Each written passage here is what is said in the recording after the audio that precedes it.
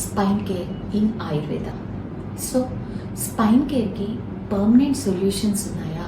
Spine related డిజార్డర్స్కి మనకి ఆయుర్వేదంలో ఎటువంటి ట్రీట్మెంట్స్ ఉన్నాయి అన్న దాని గురించి చెప్తున్నాను. అసలు వాట్ ఈస్ స్పైన్?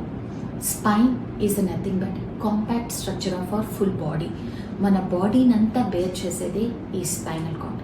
సో ఇదంతా కూడా కొన్ని బోన్స్తో కాంపాక్ట్గా ఫామ్ అయ్యి ఉంటుంది. సో ఈ స్పైన్కి ఎటువంటి ప్రాబ్లమ్స్ వస్తాయి? Like cervical spondylosis, lumbar spondylosis.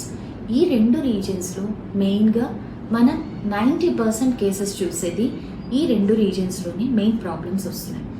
So అసలు ఇలాంటి వాటికి మనం పర్మనెంట్ సొల్యూషన్ ఆయుర్వేదిక్లో ఎలా చూపిస్తాము?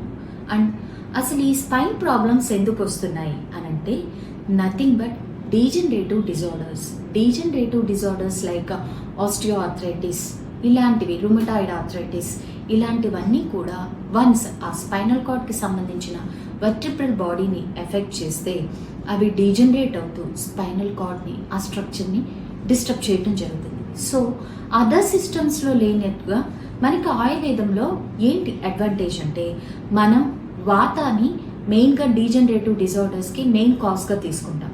సో ఈ వాతాన్ని మనం కంట్రోల్ చేయడానికి పంచకర్మ లాంటి ప్రొసీజర్స్తో పాటు ఔషధాలని, ఆహార నియమాల్ని మనం ఎక్కువగా పేషెంట్కి అడ్వైస్ చేయటం వల్ల వాళ్ళకి ఈ స్పాండిలోసిస్ అవనివ్వండి, ఆస్టియోఆర్థరైటిస్ అవనివ్వండి, రుమటాయిడ్ ఆర్థరైటిస్ అవనివ్వండి, లేదా ఎనీ ఇన్ఫెక్షన్స్తో వచ్చిన డిజార్డర్స్లో ఈ సర్వికల్ ప్రాబ్లమ్స్ కానీ, లంబర్ ప్రాబ్లమ్స్ కానీ కంప్లీట్గా రూట్ కాజ్తో ఎలిమినేట్ చేయటం వల్ల మళ్ళీ అవి వాళ్ళకి రాకుండా ఉండేటట్టుగా మనం ప్లాన్ చేసి ఆహార నియమాలు ఇచ్చి ఔషధాలతో పాటు పంచకర్మలతో పాటు కొన్ని సహాయ కర్మలను కూడా వీళ్ళకి అడ్వైస్ చేసి కంప్లీట్ క్యూర్ తీసుకురావడం జరుగుతుంది.